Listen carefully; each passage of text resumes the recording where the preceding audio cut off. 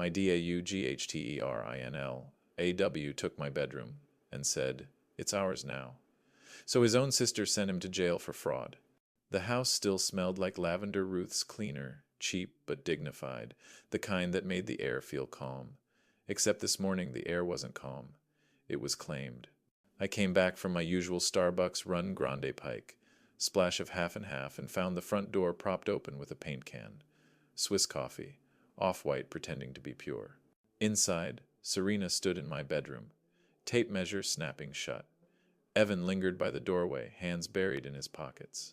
"We're modernizing, Walt," she said, like a realtor on commission. "Primary becomes ours. Guest room's fine for you." I blinked. "Whose idea?" "Leadership," she said, smiling. "It's time." Evan's silence was its own betrayal. Serena turned back to the wall, voice soft, cutting. "Running into burning buildings, that's primitive hero stuff. You've had your century." The lavender smelled stronger then. Too strong, like it was trying to cover smoke. "I guess 99% of you will hear this, sigh and scroll past, not clicking like or subscribe. Even if it only takes a second. What time is it for you? And where are you listening?" The house still smelled like lavender, the kind Ruth used to buy. The cheap cleaner that somehow made everything feel expensive. She always said it made the air quiet. But that morning the air wasn't quiet. It was crowded. I came back from my usual Starbucks run grande pike, splash of half and half, and noticed the front door was propped open with a can of paint. Swiss coffee, the label said. It wasn't even white, just an off beige pretending to be something better. From the hallway, I could hear the sound. Click, drag, click, drag. A tape measure. I stepped into the bedroom and stopped. Serena stood where Ruth used to fold laundry. The cedar chest we'd bought the year we got married, Ruth's pride, was now covered with paint swatches, a notebook, and Serena's Dior handbag. It looked like a real estate staging, not a home. She didn't even look up. "We're modernizing, Walt," she said, her tone halfway between chipper and command. "Primary becomes ours. Guest room is fine for you." I blinked. "Whose idea?" She smiled, the kind that doesn't need approval because it already decided. "Leadership," she said. "It's time." Up. I caught a flash of movement in the doorway. Evan, my son, my only boy. Hands shoved into his pockets like he wished they were invisible. Serena turned back to the wall, clicking the tape again. "You know," she said, "running into burning buildings, it's such primitive hero stuff. That was a different century." For a second, I thought I misheard her. Then she laughed. Not cruelly, just dismissively, like she was rearranging furniture, not erasing 40 years of work. The lavender scent hit harder, stronger, artificial now. Ruth used to fold my uniform right here, always the same ritual.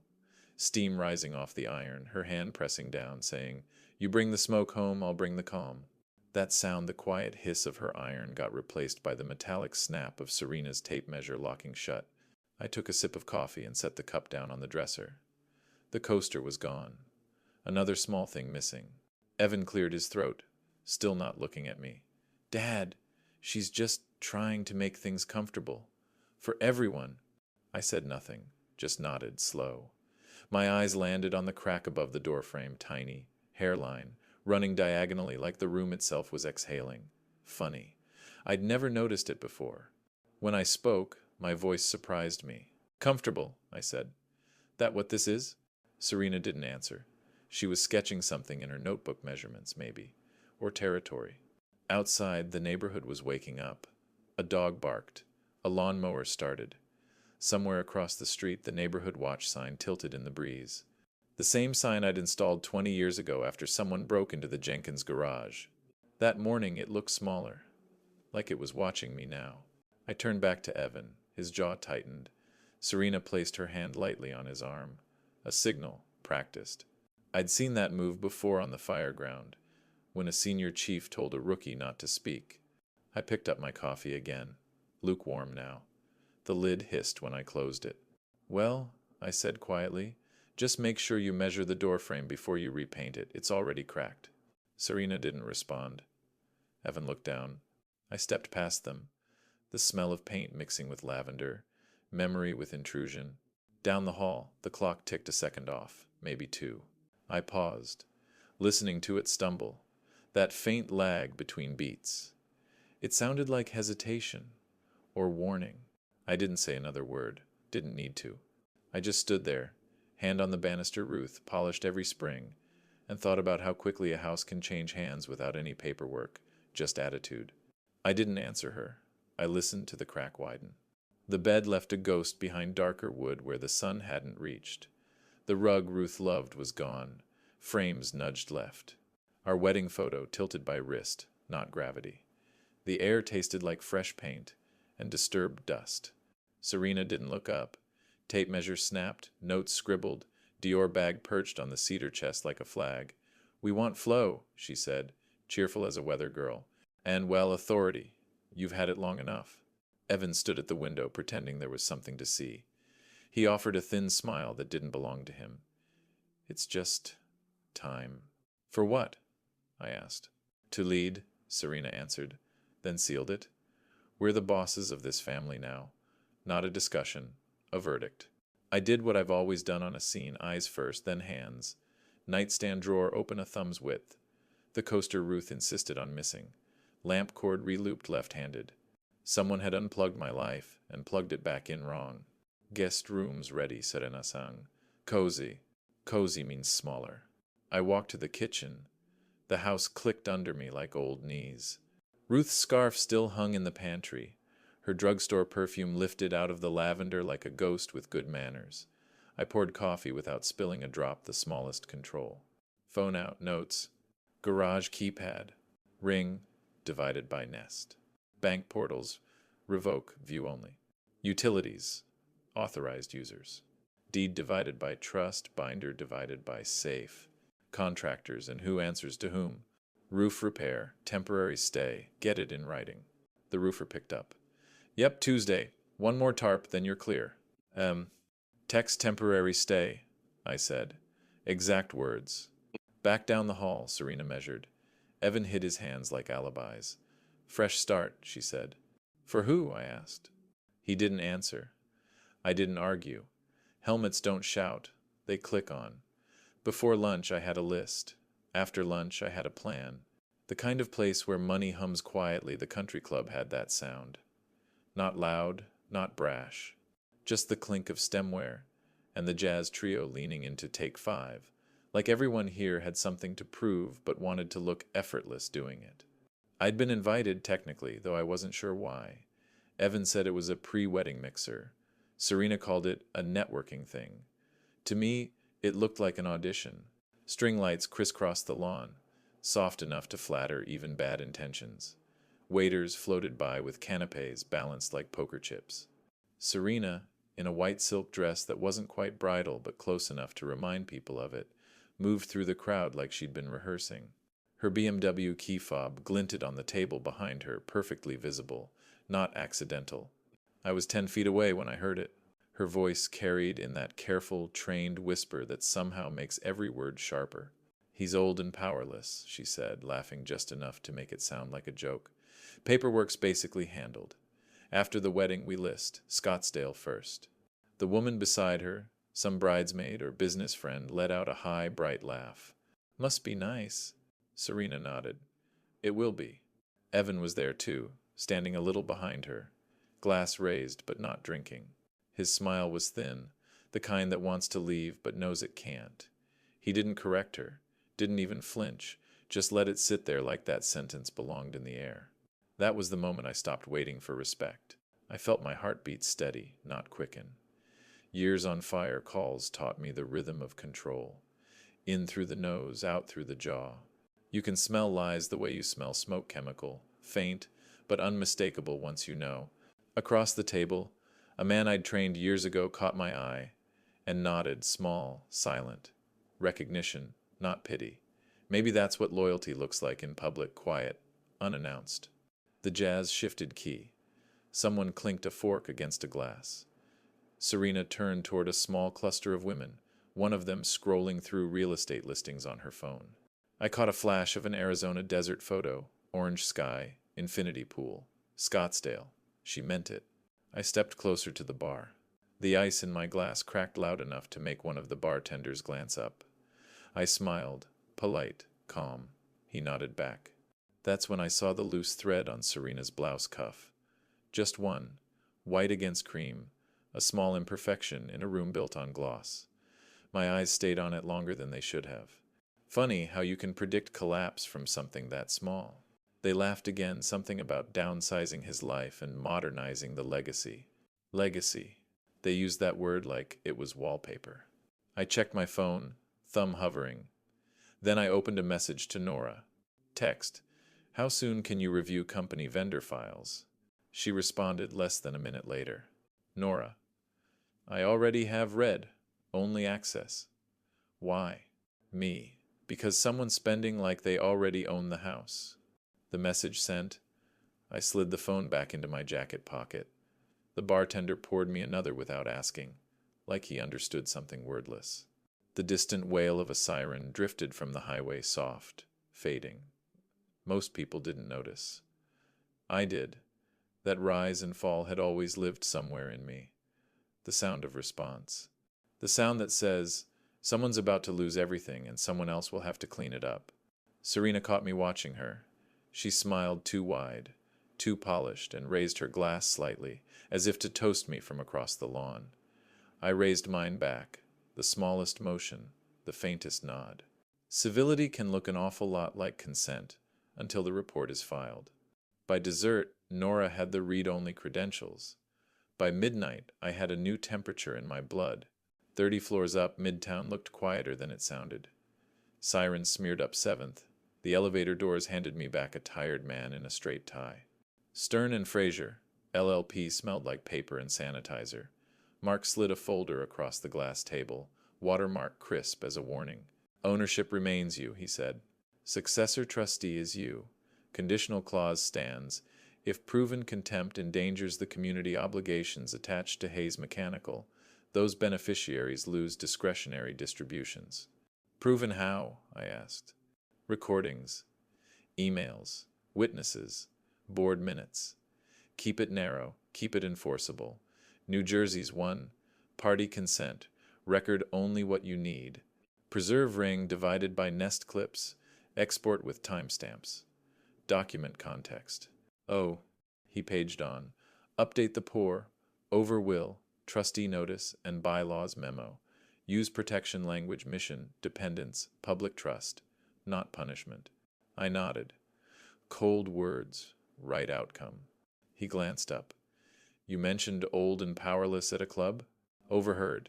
Witnesses. Good. Affidavits later. Pen click. Also, file a letter instructing banks. No liens, HELOCs, or title activity without trustee sign-off. He set Ruth's Mont Blanc in front of me. I hadn't touched it since the funeral. Still writes? He asked. Always. I signed the instruction letter. The ink settled heavy and permanent. He stacked copies. Courier by morning. Paper trails win. Make it read like common sense, I said, standing. Not revenge. That's how you win, he said quietly. Back in the hall, the city exhaled elevators, wind, distant horns. I held the folder and felt both weights at once, gravity and relief. I wasn't walking out a wounded father. I was walking out a steward with rules. I took the long way home. Systems everywhere were working because somebody wrote them down. Today, I had to. The brunch place was the kind that served eggs on cutting boards and called it rustic. Exposed brick walls, sunlight pouring in through wide windows, espresso machines hissing like they were tired of hearing people talk. I sat at the end of the table nursing a lukewarm coffee, half listening, half watching Serena's reflection in the silver napkin holder. She was performing. You could tell by the way her hands moved, too practiced, too smooth. Her friends leaned in like parishioners at a sermon. Those plaques, she said, stirring her latte foam without looking up. They're like costume jewelry for men who peaked at 50. One of the women gasped, hand to mouth.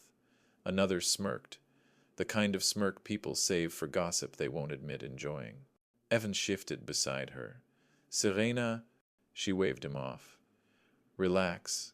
He's tough. It's not like he hasn't heard worse. I hadn't, actually.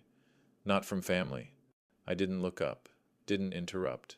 My phone sat face down on the table, recording, just in case memory decided to protect them later. New Jersey's a one-party consent state.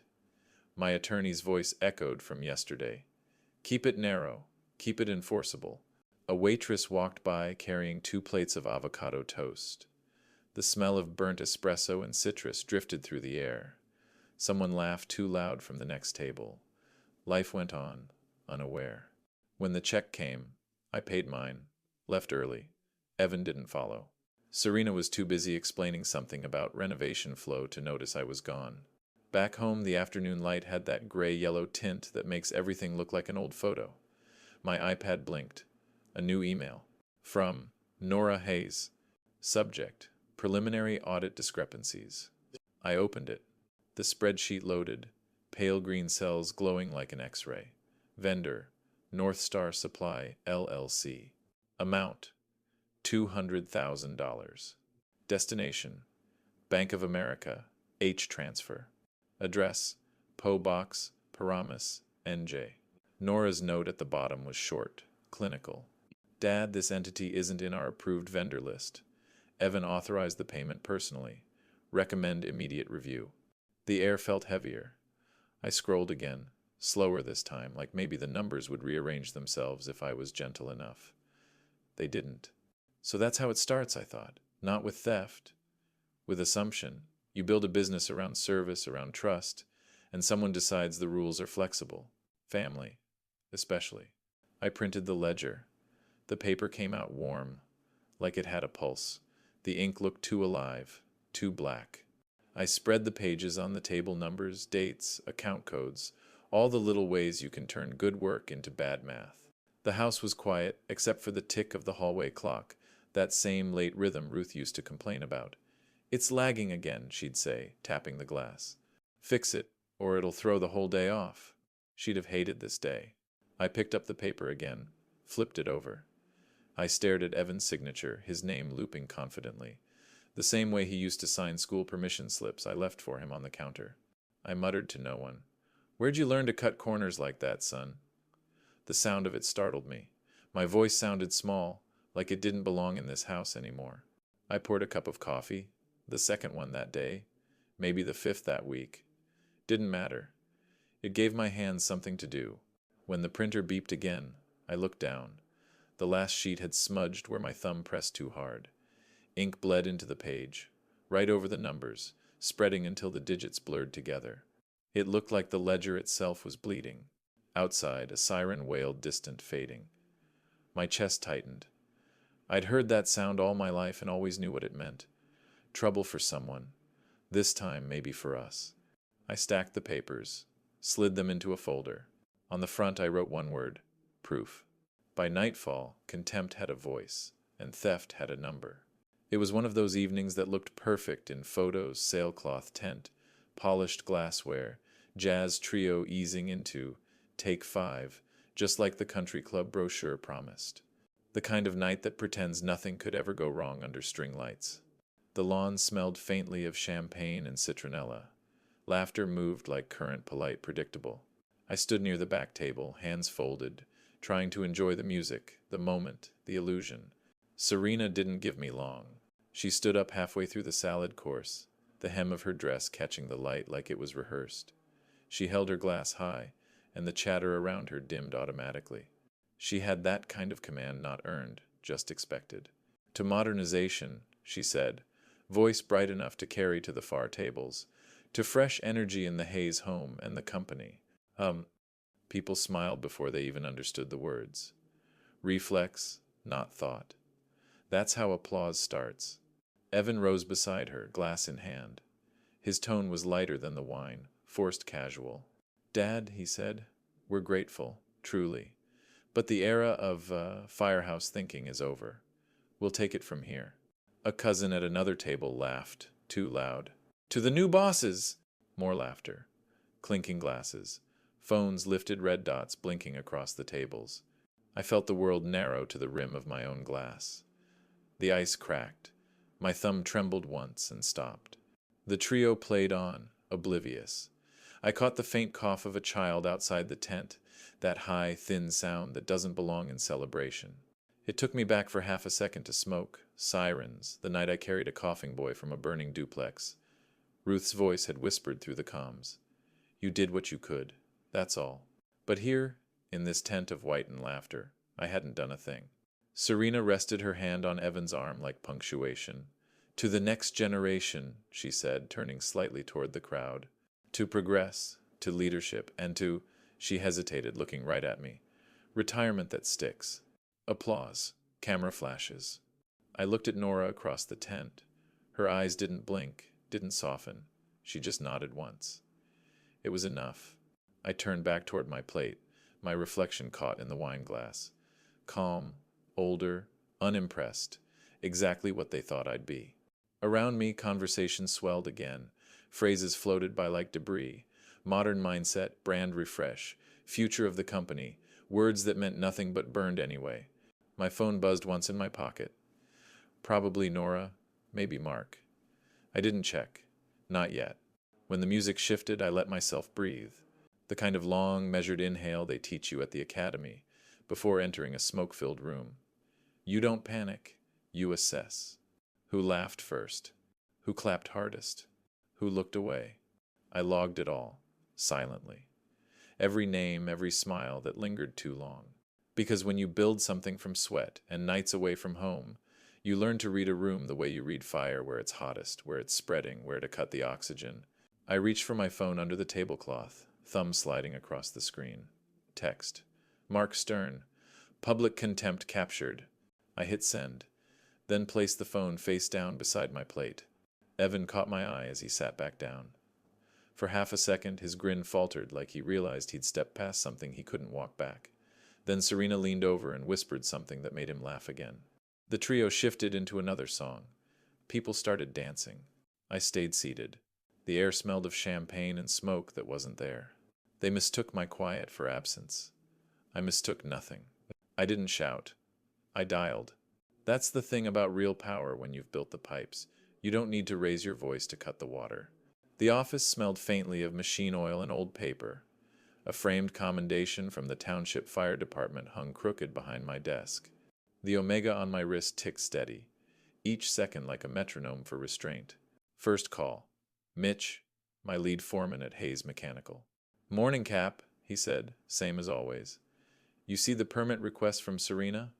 Flooring, walls, the works. Wants to start Monday. I sipped my coffee.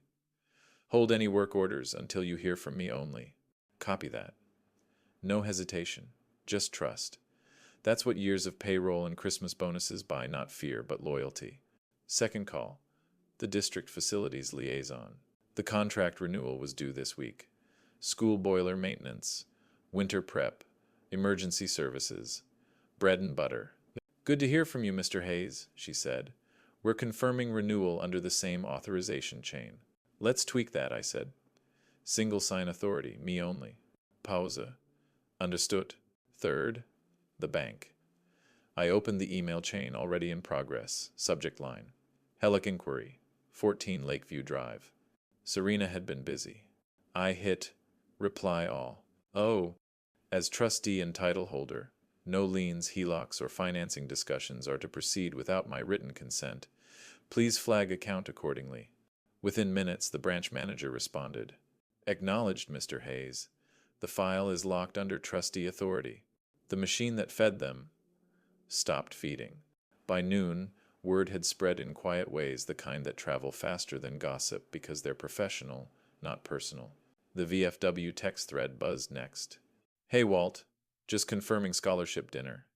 You good with us shifting it off the club's venue? I typed back. Good call. Keep it neutral. Use the Legion Hall. Copy that. And that was that. The couple's hosted event, Serena's social crown jewel, was suddenly venueless. I didn't gloat. Just logged it, the way I'd log a hose pressure reading during a 3-alarm blaze. Quiet competence. Nothing wasted. Between calls, I glanced at the folder on my desk. Proof, the one with the ledger and recordings. Beneath it, Nora's audit memo, now stamped as a formal board agenda item for the next week's meeting. Official, logged, public record. It all moved smoothly, mechanically, like a system resetting itself. Outside the window, the late afternoon light hit the row of parked service vans, white, clean, each one with the Hayes Mechanical logo Ruth designed 30 years ago. She always said, "Keep it simple. Good work speaks louder than lettering." For the first time in weeks, the static in my head cleared. The sound that replaced it wasn't triumph, just steadiness, like someone had finally tuned the right frequency on a crackling radio. I called one more number before shutting down for the day. "Hey, Nora." "Dad?" Her voice was brisk, professional. "Everything okay?" "Better than okay." "Board agendas set?" "Already distributed." I made sure Evans listed as observer, not participant. I smiled into the receiver. "You always did understand language." A soft laugh. "He won't." "Good." I hung up, exhaled. The Omega ticked once, twice. The air felt cooler. Then I typed one last message. Group text.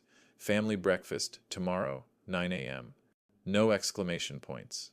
No agenda. Just the kind of calm that fills a house before a storm. When I turned off the office light, the reflection in the window didn't look angry anymore, just exact. By sundown, nothing in their plan moved unless I said so. The kitchen sounded like Sunday bacon snapping in the pan, kettle hissing low, a dog 2 houses over barking itself into a loop. Morning light spilled across Ruth's cedar chest, scuffed now, where a suitcase had scraped the lid. Her handwriting still ghosted the inside rim. Tablecloths. Serena stood right where Ruth used to stand, arms crossed, chin set. "This conversation is pointless," she said. "We're moving walls. We're moving on. You have nothing." I poured coffee. Slow, steady, didn't spill a drop. "I have a daughter who finished an audit at 1:14 a.m., I said, thinner than a whisper. I tapped my iPhone and slid it across the counter toward Evan. He glanced at Serena. She didn't blink. He unlocked the screen with his thumb. The memo opened in that clean, merciless font accountants like North Star Supply, LLC, $200,000. Bank of America, ACH, P.O. Box, Paramus, screenshot of the transfer. Screen capped authorization. His name looped at the bottom like it always looped. Confident. Practiced. My son's signature on the wrong thing. "Dad, he started. The bacon popped exactly when the word embezzled appeared in Nora's summary paragraph. A tiny speck of grease jumping onto the white tile like punctuation.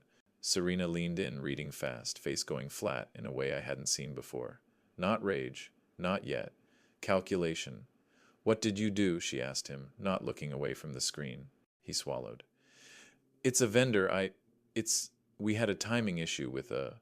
"No," she said, voice all wire. "What did you do?" He tried again, words tripping. "It's not, it's a pass-through we were going to reconcile." "Stop," I said, and the room stopped with it. The dog barked once more, then quieted. Nora's counsel recommended we notify law enforcement. I let the next part land without drama. She did. Evan blinked, like the light hurt. "Then he's Saturday," not carefully. The chair took him like a fall. The phone slid from his fingers and knocked the salt shaker onto its side. Salt ran a neat white line across the counter. Ruth would have scolded him for the waste. Then she would have kissed his head. Serena finally looked up at me. "You think you're going to scare us with paperwork?" Her laugh didn't find its footing. "We're the bosses now." I took a breath that tasted like coffee and burned pan edges. "You're not the boss of an audit," I said. "Numbers don't care who's talking." She stepped back like I'd swung. "You set him up." "He set up a shell company," I answered. I just read the email. For a second, nobody spoke. The hallway clock ticked the same lagging clock Ruth used to tap with a knuckle, saying it threw the morning off by exactly 1 heartbeat. I hadn't heard it in months. Now it was back. Regular, true. A strange, small mercy. "Dad," Evan whispered, eyes on the line of salt like it could pull him out. "I can fix it. I'll move it back. I'll make it..." "It isn't just the money," I said. "It's where it came from. Hospital boilers, school contracts, heat in February. You didn't skim a pile of cash. You skimmed from people who trust my name." He closed his eyes. When he opened them, they were red at the rims. "I didn't think..." "No," I said. "You chose not to." Serena put her hands on the counter and leaned forward as if proximity could undo law. We'll spin it. It's a misunderstanding. Families transfer funds all the time. Not into a P.O. box, I said. Not with falsified vendor entries. The kettle clicked off by itself. Steam thinned. Across the street, a truck downshifted and rattled past, the house humming for a breath as it went. Sunlight moved an inch along the cabinet door and found a scratch I hadn't noticed before. I reached for the phone and locked the screen. You will have counsel, I told Evan. You will have due process. You will also have consequences. Serena opened her mouth, closed it. When she spoke again, her voice had the calm of someone choosing a knife from a drawer. We're not done. Oh, you're right, I said. You're not. We sat there in the noise of a kitchen, pretending to be ordinary. Evan's breathing steadied, then hitched, then steadied again. Serena stared at the window like there was an exit hidden in the glass. I poured more coffee, because that's what you do with a morning that doesn't understand it's just been cut in half. By noon, the kitchen smelled like coffee and panic, and somewhere downtown, a subpoena was printing. I guess 99% of you will hear this. Sigh and scroll past, not clicking like or subscribe. Even if it only takes a second. What time is it for you? And where are you listening? Union County Business Center. Conference room B9, 3 a.m. The donuts were untouched. That's how you know a meeting's going to be bad. The fluorescent lights hummed overhead, washing the room in that cold blue that makes even victories feel clinical. Legal pads stacked neatly. Water bottles aligned. My nameplate in front of me, Walter Hayes. Founder divided by trustee. Evans Reed, Even Hayes. Coup, pending review. Nora sat at the far end, posture straight, laptop open, face unreadable. Roll call, the corporate secretary said, voice quivering just slightly. Quorum confirmed. I nodded.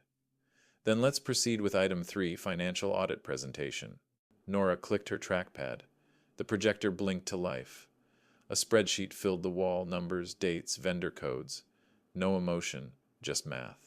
Funds totaling $200,000, Nora began, voice steady, were misallocated from the operations account between March and June. The signature on the authorization forms belongs to Evan Hayes. The silence afterward was the kind that presses against your ribs. Evan shifted in his chair. I can explain. Serena leaned forward, her nails tapping the table like small metronomes. Families share, she said, smiling at the room as if they were at brunch. It's all one pot, really. Nora didn't look up. This pot, she said, belongs to the city's emergency service contracts. It's regulated under public trust law.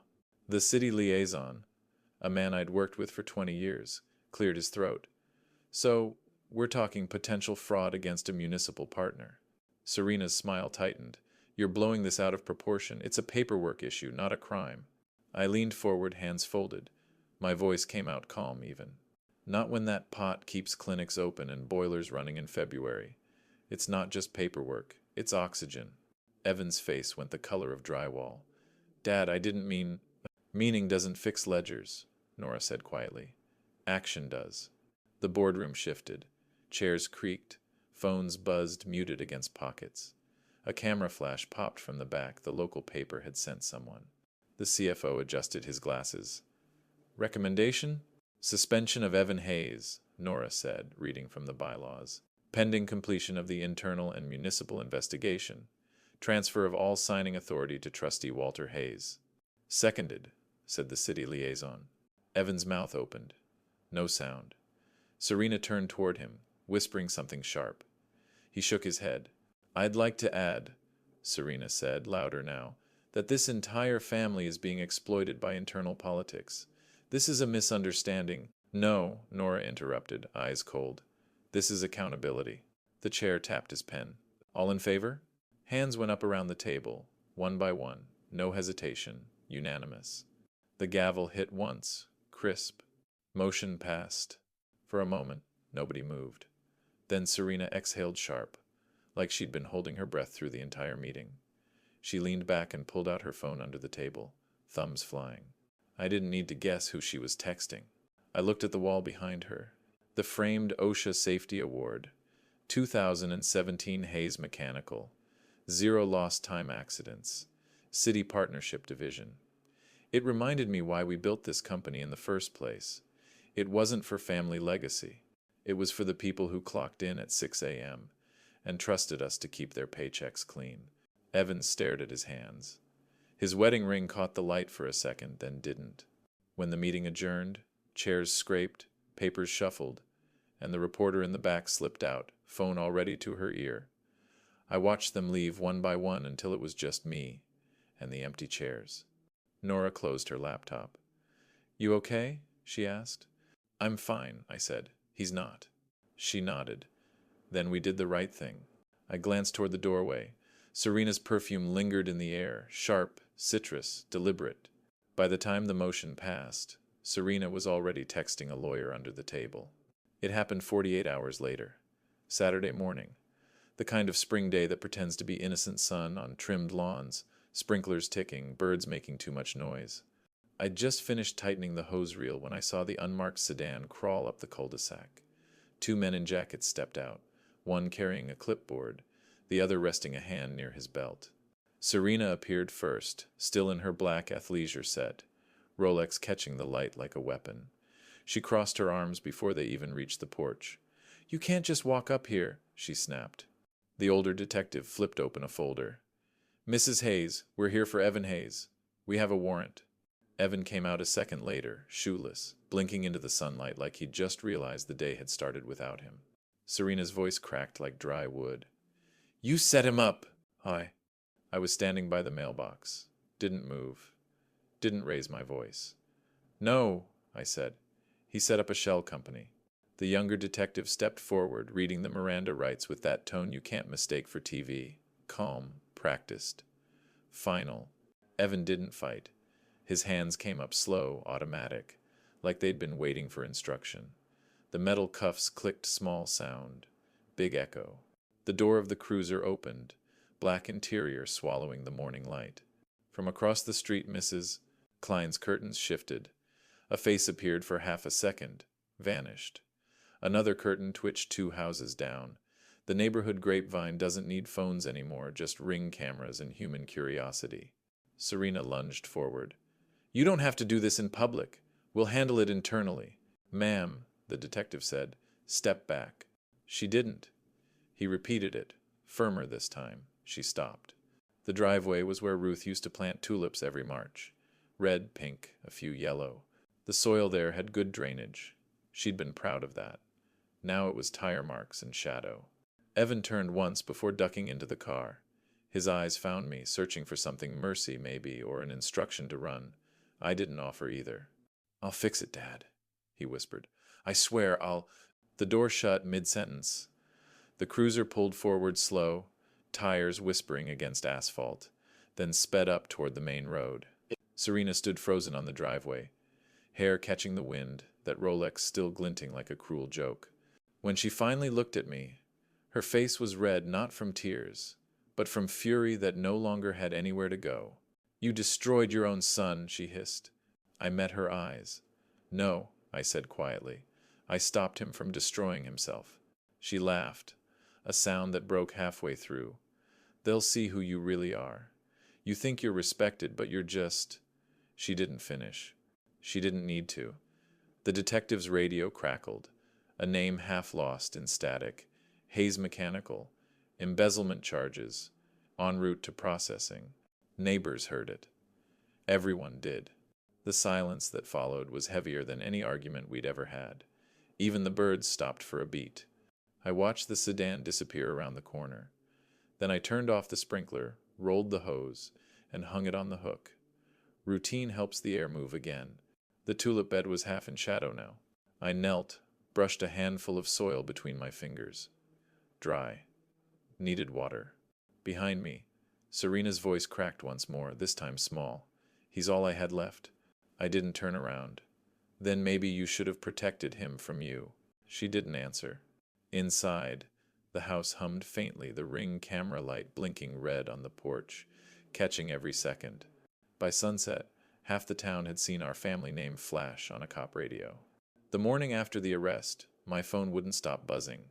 Not angry calls, not threats, just messages that began with silence, then cleared their throats into gratitude. The Union County Gazette ran the headline straight. Local business owner cooperates in embezzlement investigation. City contracts confirmed safe. Hayes Mechanical remains in full operation. They didn't use words like hero or betrayal. Just facts. Somehow that felt better. By noon, 3 contractors called to say they were renewing work orders. The mayor left a voicemail. Walt, appreciate your integrity. The city's standing behind you. Then came the noise online. Someone posted a clip from the Neighborhood Watch Facebook page. The ring footage, the arrest, the handcuffs flashing silver against the tulip bed. The comments section grew by the minute. Captain Hayes kept the heat on at Street Luke's during that storm. Leave the man alone. He didn't deserve that humiliation. She mocked his service.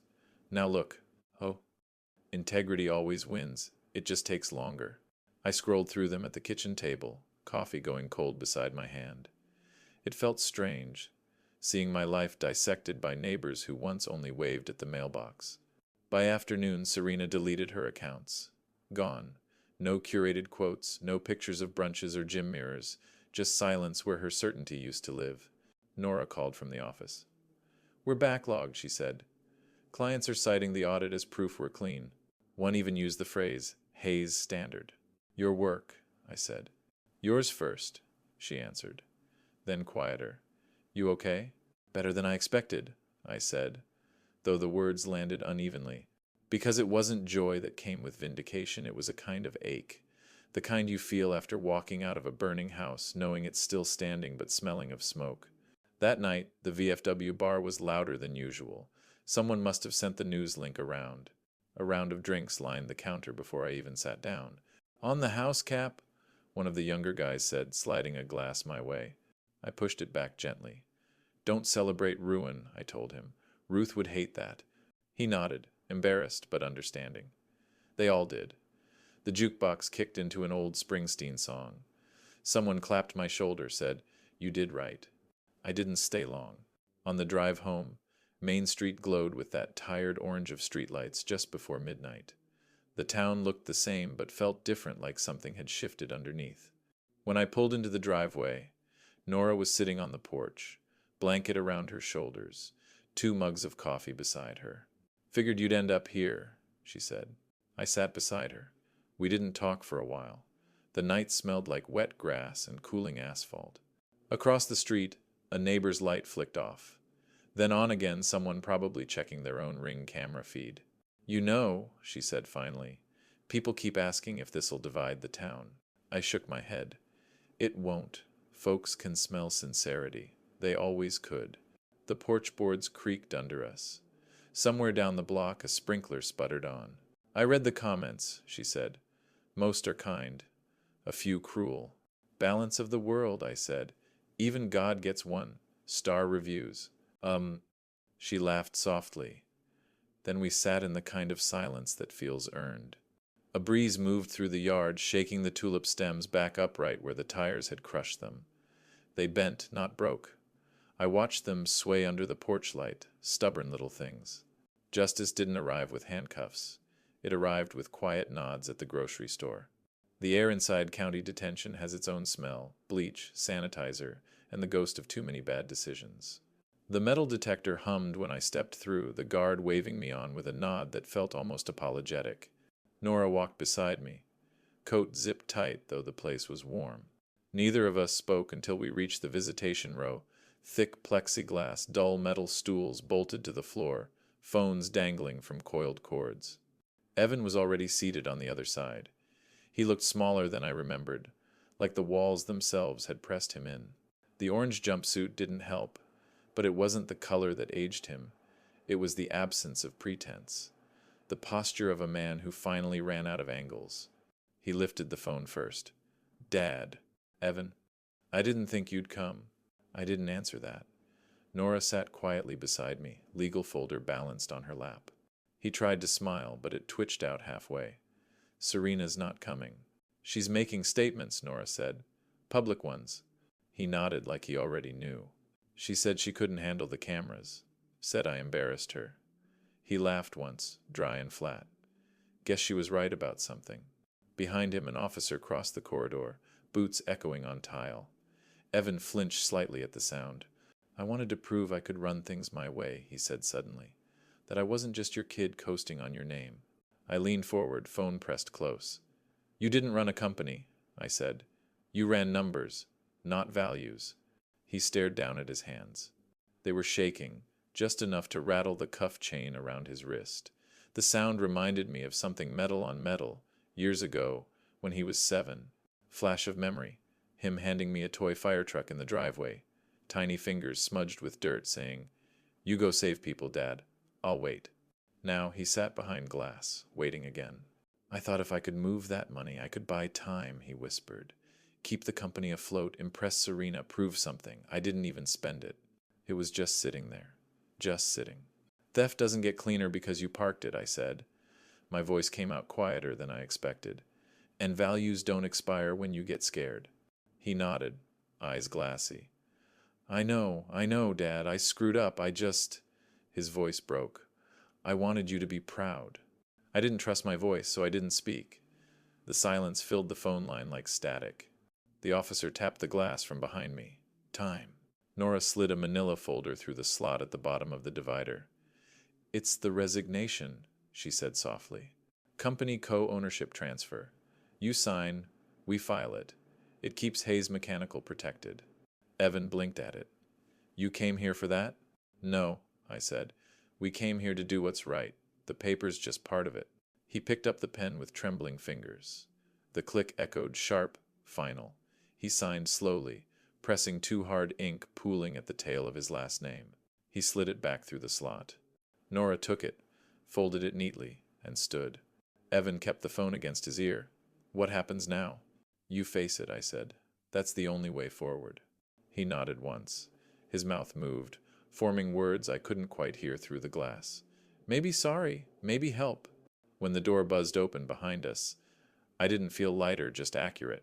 On the way out, the guard said, Tough day? Long one, I answered. Outside, the sky was a clean, impossible blue. Nora didn't say anything as we crossed the lot, just reached out and touched my sleeve for a second before letting go.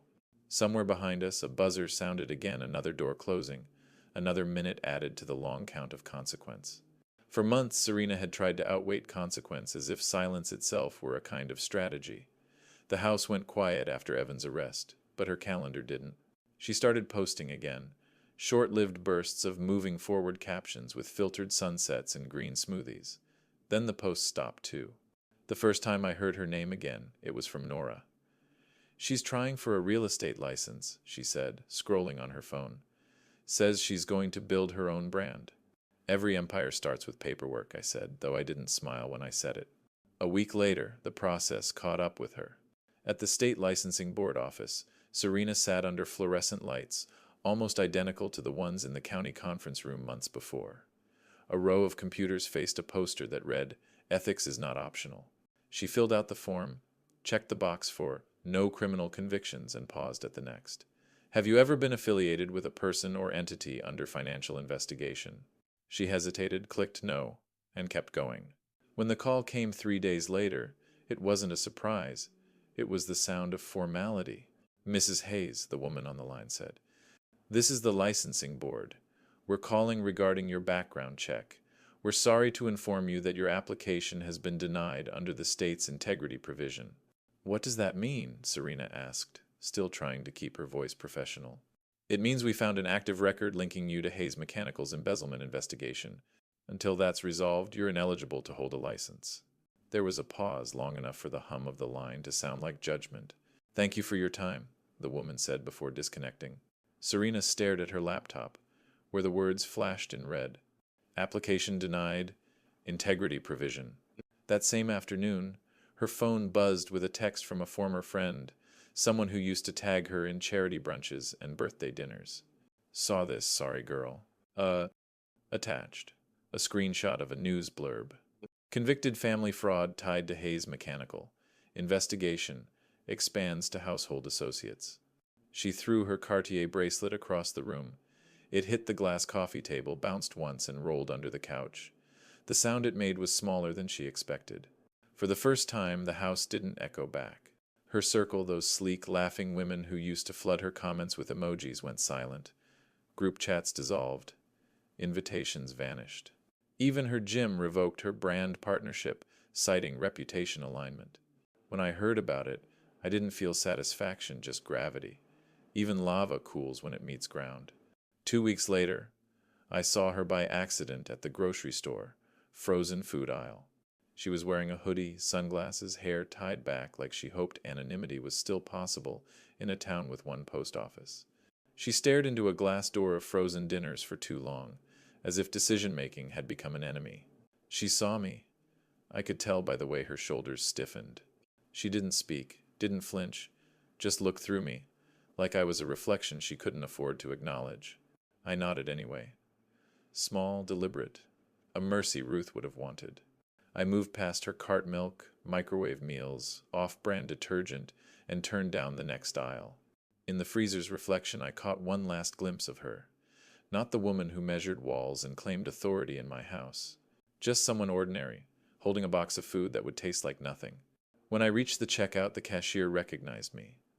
"Saw the news, Mr. Hayes," she said quietly. "Glad the truth came out." "Me too," I said.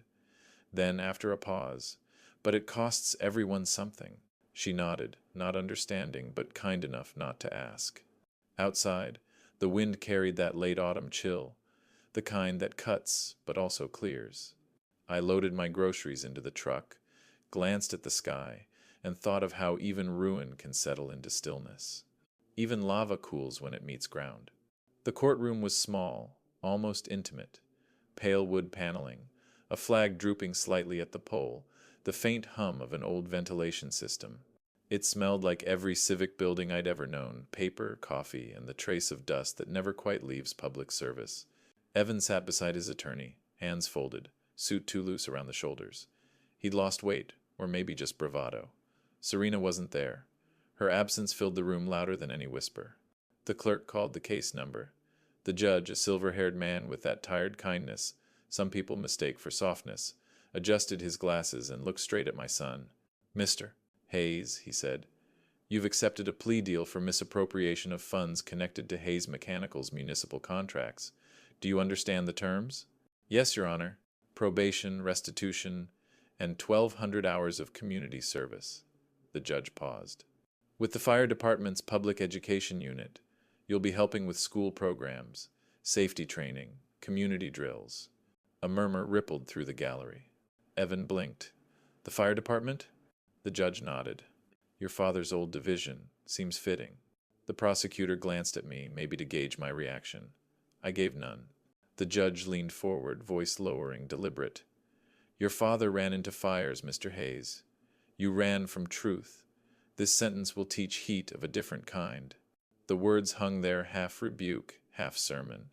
Even the bailiff looked down. Evan nodded once. "I understand." When the gavel fell, it sounded less like punishment and more like punctuation. Afterward, outside the courthouse, Nora joined me on the steps.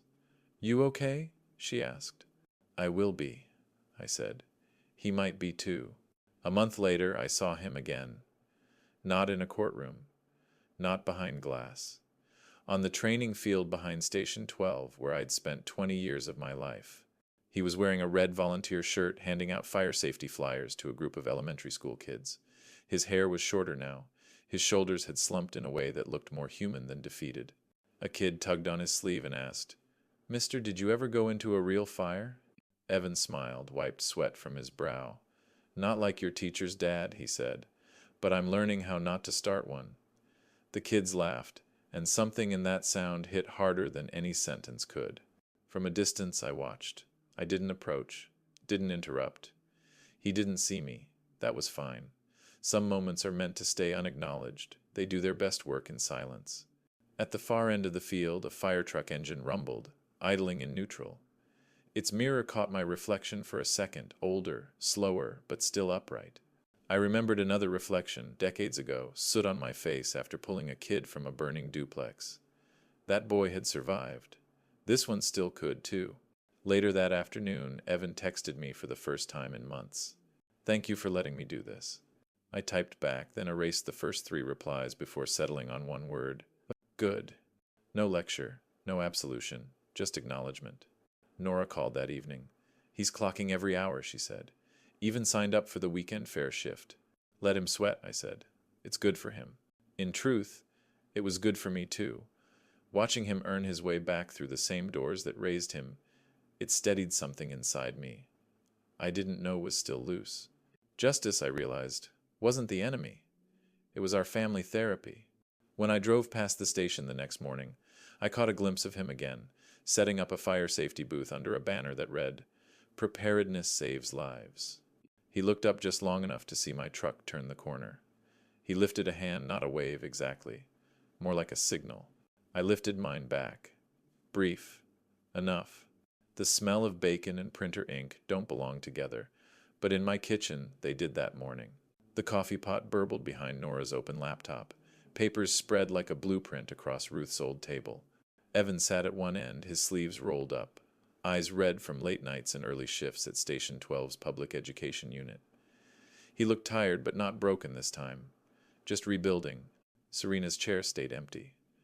No one mentioned it. "This isn't punishment," I said, sliding the first page toward him. "It's structure." Nora adjusted her glasses and read from the draft, her tone calm but precise. "Amendment to the Hayes Family Trust," she began. "Effective immediately. All beneficiaries must maintain documented community service hours, minimum 50, annually verified by an independent civic entity. No distribution without compliance. Annual review each December." She looked up. "We'll call it the Community Service Clause." Evan exhaled, almost a laugh. "You really turned family dinners into performance reviews." "Call them accountability meetings," I said. "Every Sunday, 6 p.m., minutes taken, signatures required." He shook his head, but there was a ghost of a smile. "You always did love a checklist." "I loved what it stood for," I replied. "Order, fairness, proof." Nora slid another sheet forward. "This covers governance, board oversight, charitable allocations, healthcare proxy, power of attorney all updated. The estate stays protected, but now so does the mission." He scanned the page, jaw tight. "You think I'll need a babysitter?" "I think," I said, "we all need boundaries we can see. Otherwise we end up mistaking ownership for love." He didn't argue. He picked up the pen, Ruth's old Mont Blanc, the same one I'd used to sign my retirement papers, and pressed it to the page. As he signed, the pen squeaked faintly on the paper. The sound was small but satisfying, like the last nail in a frame you know won't sway again. Nora notarized each signature, methodical. "We'll file this with the attorney by Monday," she said. Then she pinned a laminated copy to the fridge door, next to Ruth's recipe card for Sunday roast. For a long moment we just looked at it, the printed rules under the magnet shaped like a Dalmatian. Evan cleared his throat. 50 hours, huh?" "Minimum," I said. "You can always do more." He nodded. "Guess I'll start early. Station's running a smoke detector drive next week." "Good," I said. "That's a start." We sat down to eat. The air was quiet but not heavy. Forks clicked, coffee poured, conversation awkward at first, then steady. Nora mentioned the scholarship fund the VFW wanted to rename in Ruth's honor. Evan offered to help design the brochure. That one sentence, "I'll help," was enough to loosen something in my chest that had been locked for years. When breakfast ended, Nora gathered the papers into a manila folder labeled "Family Operations" in black marker. "It's funny," she said. "This feels less like a trust document and more like a truce." "Same root word," I said. "Trust, truce. Both mean someone finally keeps their word." She smiled faintly and headed out, leaving Evan and me alone. He looked at me, unsure if he should stay or go. "You really think this will fix things?" "No," I said, "but it'll stop them from breaking the same way twice." He nodded. "Mom would have liked this." I felt my throat tighten. "She would approve," I said. Then, without thinking, I took a pen and wrote in the margin of the folder, "Ruth would approve." I stared at it a moment, crossed out "would," and wrote "does." Because she did. The clock on the wall ticked once steady, final. Paper can hurt, but it can also heal. And for the first time in years, the house didn't sound empty when it was quiet. I guess 99% of you will hear this, sigh and scroll past, not clicking like or subscribe, even if it only takes a second. What time is it for you? And where are you listening? The VFW hall hadn't changed in 30 years. Same wood paneling, same yellowed ceiling tiles, same faint smell of coffee, floor wax, and slow-cooked chili. But tonight, under the banner that read the Ruth Hayes Memorial Scholarship Dinner. It felt different, warmer, almost sacred. On a small table near the podium sat Ruth's photo, framed in brass. Beside it, a worn leather fire boot filled with white carnations, the kind she always bought after every fundraiser, saying, "Even small flowers can fill a room." The room was full now. Veterans in pressed shirts, kids in borrowed suits, local news cameras humming quietly near the back. I sat at the head table, hands folded, trying not to fidget with the corner of the program where my name was printed under guest of honor. Evan was scheduled to speak third. He hadn't told me what he planned to say, just that he needed to. The MC finished a story about Ruth's years volunteering at the firehouse kitchen. A few heads turned toward me. I nodded politely, grateful and restless at the same time. Then Evan stood. He walked to the podium, papers in hand, though I could tell he wasn't going to read from them. He took a long breath, eyes scanning the crowd, then landing on Ruth's photo. "I said once," he began, voice trembling, "that my father was clinging to the past." He paused, let the words hang in the thick air. "The truth is, he was the only one building a future that mattered. I tried to modernize everything, to lead, to prove I could run what he built. But I forgot what it was built on." No one moved. The only sound was the faint rattle of the air vent above the stage. "I stole from something sacred," he said. "Not money, trust, service. The belief that what we do here keeps people safe. And I broke it because I thought I was smarter than the fire that raised me." He swallowed, glanced at me. "Dad, I'm sorry." It wasn't dramatic. It wasn't rehearsed. It was just quiet, like a wound finally letting air in. For a heartbeat, nothing. Then a single clap from one of the old crew chiefs in the back. Then another, then all of them. The sound rolled through the hall like a tide. Evan stepped back, blinking fast. Nora rose and placed a hand on his shoulder as he sat down. He didn't look proud. He looked free. When they called my name to close the evening, I stood slowly, the applause still fading. "I've been to more ceremonies than I can count," I began. "Most of them for things we lost: homes, brothers, years. But tonight feels different. This one's about what we keep." I looked at Evan, then out across the tables. "Service isn't just sirens and smoke. It's doing what's right when no one's filming. It's showing up for dinner after you've nearly burned the house down and saying, 'I'll clean up.'" A ripple of soft laughter broke the tension. "Boundaries," I said, "aren't punishment. They're love with rules. They keep us from setting fire to the same place twice." Someone in the front row wiped their eyes. "Ruth used to say that family isn't who agrees with you, it's who still shows up when you're wrong. That's what this scholarship is for. Kids who'll learn to show up, to build, to serve." I raised my glass of water. "To Ruth, to the ones who keep showing up." Everyone stood, glasses lifted. Across the hall, Evan mouthed something, 2 words. "Thank you." When the band started packing up, I stayed a little longer. The carnations leaned in the boot, their petals catching the last bit of fluorescent light. Outside, the night air was cool. The stars hung low and close. As I stepped off the curb toward my truck, I realized something simple and sharp. The story wasn't about revenge anymore. It was about repair. Boundaries had become blueprints. And love, finally, had rules that held.